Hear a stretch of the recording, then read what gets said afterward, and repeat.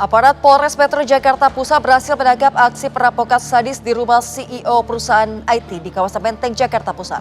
Pelaku rupanya Tami, wanita rekan kerja korban yang semula melaporkan kejadian tersebut sebagai saksi.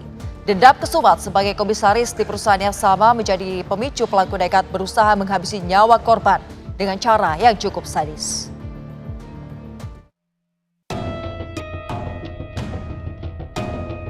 Misteri perampokan sadis di rumah seorang CEO perusahaan IT di Jalan Pati, Menteng, Jakarta Pusat pada Selasa 16 Juni lalu akhirnya terungkap.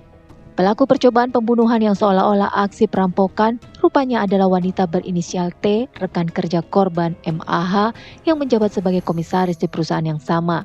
Dari hasil pemeriksaan secara bertahap, rupanya saksi T memberikan keterangan palsu.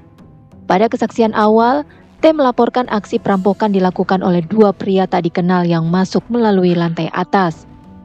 Saksi T yang saat itu tengah berada di ruang kerja di lantai 1 mendapati korban sudah bersimbah darah di lantai 2. Namun keterangan tersebut ternyata hanya karangan belaka saksi T, karena pelaku perampokan disertai percobaan pembunuhan terhadap korban adalah saksi T sendiri. Korban yang saat itu sedang bermain game menggunakan virtual reality disetrum pelaku menggunakan portable power supply hingga pingsan. Pelaku T kemudian mengambil wajan dan memukul sebanyak 2 kali ke kepala dan punggung korban. Tak sampai di situ, pelaku memasang selang tabung berisi nitrogen dengan maksud ingin menghabisi nyawa korban, namun setelah sekitar 10 menit, pelaku yang ragu dengan usahanya langsung memukul kepala korban dengan tabung. Tak puas sampai di situ, pelaku lalu mengambil pisau dapur dan menusuk korban beberapa kali di bagian kepala, leher, pundak, dada, serta paha. Motif pelaku menghabisi nyawa korban karena dendam dengan perkataan kasar korban kepada pelaku T saat bekerja bersama.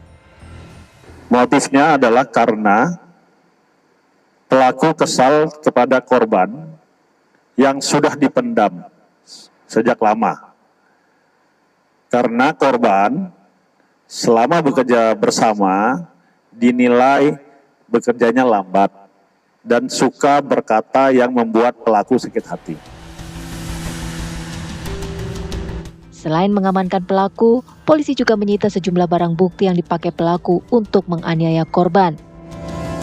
Akibat perbuatannya, pelaku dijerat pasal berlapis tentang percobaan pembunuhan dan perampokan dengan ancaman hukuman 8 tahun penjara.